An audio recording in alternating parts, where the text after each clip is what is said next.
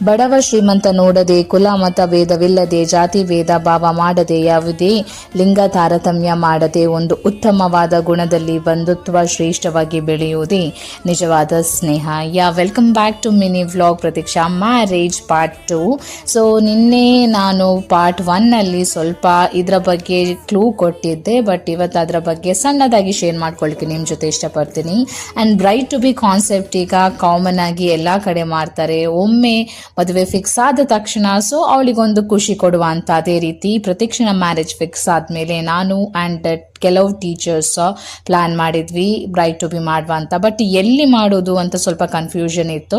ಅದಾದ್ಮೇಲೆ ನಮ್ಮ teachers ಟ್ರೂಪಲ್ಲಿರುವಂತಹ Seema ma'am ಮನೆಯಲ್ಲಿ ಮಾಡುವಂತ ನಾವು ಯೋಚನೆ ಮಾಡಿದ್ವಿ. ಆ್ಯಂಡ್ ಫುಡ್ ಅರೇಂಜ್ಮೆಂಟ್ ಎಲ್ಲ ಸೀಮಾ ಮ್ಯಾಮ್ ತುಂಬ ಚೆನ್ನಾಗಿ ಮಾಡಿದ್ರು.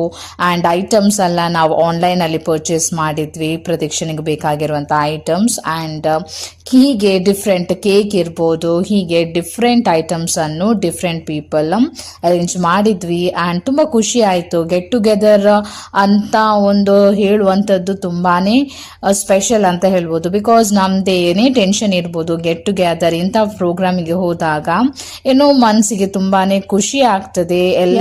For today's mini vlog part 3 ನಾನು ನಾಳೆ ಅಪ್ಲೋಡ್ ಮಾಡ್ತೇನೆ. Stay tune.